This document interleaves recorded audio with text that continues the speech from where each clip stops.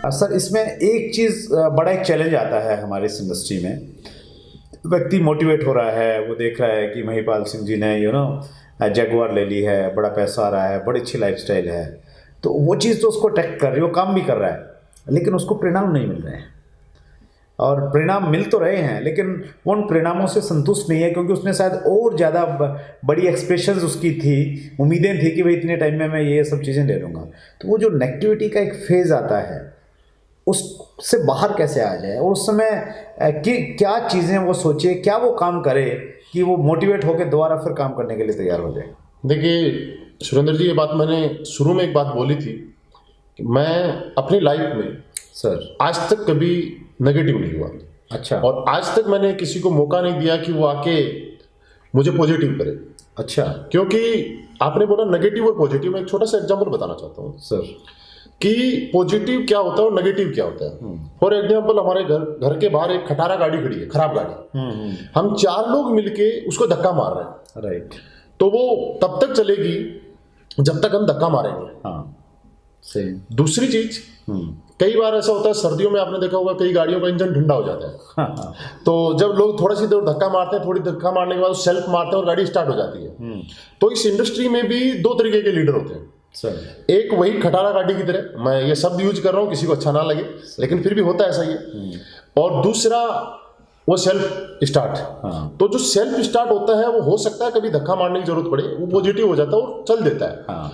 तो कई बार आपने देखा होगा कि इस इंडस्ट्री में कुछ लोग सर कुछ समय तक थोड़ा पैसा कमाते हैं, मार्केट में उनका नाम रहता है, कंपनी में नाम रहता है, टीम में लोग जानते हैं, कुछ दिनों के बाद वो टीम से आउट हो जाते हैं। हाँ।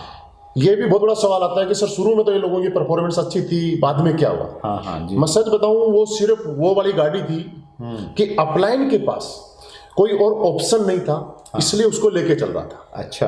तो जब तक कोई और ऑप्शन नहीं होता है तब वो धक्का मार रहा है, धक्का मार रहा है, धक्का मार रहा है। लेकिन मैं आपसे जानना चाहता हूं, आपके पास 2 लीडर हैं।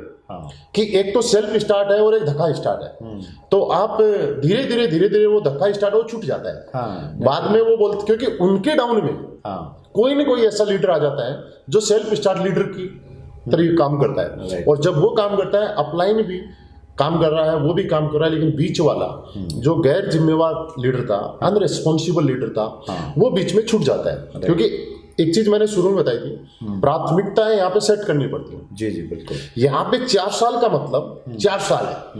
अब मैं कई बार मीटिंग में जाता हूँ तो लोगों से पूछता हूँ कि आप, एक सवाल मैं करता हूँ कि आप मुझे यहाँ बताइए कि इस कंडीशन में क्या करेंगे। वो सवाल ये कि आने वाली किसी भी तारीख में आपके घर में सगी सिस्टर की शादी है और सेम टाइम सेम डेट में हमारी कंपनी का सेमिनार है, आप कहाँ जाना पसंद करेंगे? हर इंसान का जवाब ये आता है कि सिस्टर की शादी में, और रियली जाना भी चाहिए। अब मैं दूसरा सवाल ये करता हूँ कि सेम डेट में आपका MBBS का फाइनल पेपर है, अच्छा, और सेम टाइम आपकी सगी सिस्टर की शादी है, अब कहाँ जाना चाहिए? मैं आपको सच बताऊं, जितने लोग होते हैं वो सारे बोलते हैं कि MBBS का एग्जाम देंगे। क्यों? क्योंकि जब सेमिनार की बात आई और सिस्टर की शादी की बात आई तो उन्होंने प्राथमिकता सेट कहाँ की? सिस्टर की शादी। हाँ। जब सिस्टर की शादी और MBBS के एग्जाम की बात आई तो MBBS, तो उन्होंने MBBS। इसका मतलब हम उसी जगह ध्यान देते हैं जहाँ प्राथमिकता है। तो जो आपने बताया उसका कारण ये है कि वो लोग प्राथमिकता सेट नहीं कर पाते।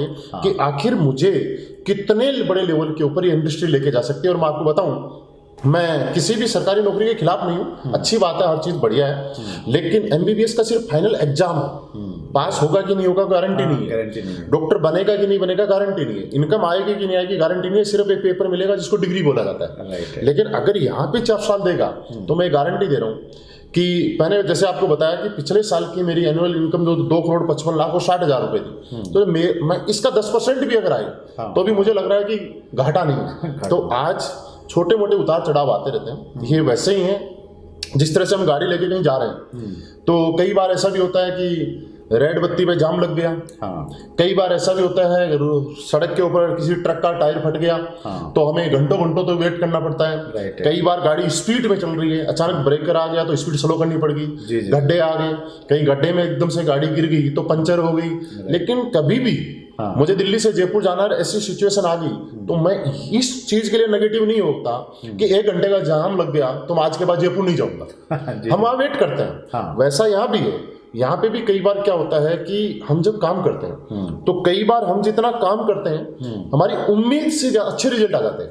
राइट। और कई बार ऐसा भी होता है कि हम जब काम करते हैं और जो हमारी उम्मीद है हाँ। उसमें भी ना के बराबर रिजल्ट आते हैं। जी जी जी। तो मेरा कहना मानना ये है कि जब कोई भी इंसान काम कर रहा है अपने फील्ड में और वो लगातार सफलता लिए जा रहा है, सक्सेस लिए जा रहा है, सर। तब तो इस दुनिया का कोई भी आदमी पॉजिटिव रह सकता है। रियली पॉजिटिव रहना वो है कि परिस्थितियां मेरे प्रतिकूल है, हाँ। रिजल्ट मेरे प्रतिकूल है, राइट। मैं जो उम्मीद कर रहा हूँ वैसी उम्मीद के अनुसार रिजल्ट नहीं आ रहे, उसके बाद भी मैं पॉजिटिव हूँ, इसको पॉजिटिव होना बोलते हैं। वो सही लीडरशिप वही है। सही लीडरशिप वो है, पॉजिटिव होना इसको बोलते हैं। राइट। तो जो इंसान लगातार पॉजिटिव रहता है, प्राथमिकताएं सेट करके काम करता है, और ये तभी हो सकती है जब उसका विजन क्लियर हो कि लाइफ में चाहे कुछ भी हो जाए, मुझे यहाँ स्पीड से बढ़ना है, वही लोग काम। और मैं एक छोटी सी बात और कहना चाहता हूँ सर। कि यहाँ पे बहुत अच्छा सक्सेस होने के लिए जरूरी है कि आप अपने काम में, हाँ। जिस भी कंपनी में जहां भी है, राइट। आप बहुत ज्यादा स्पीडली काम करने की जरूरत है। अच्छा, स्पीड के साथ, मोमेंटम के साथ यस, काम करने की। क्योंकि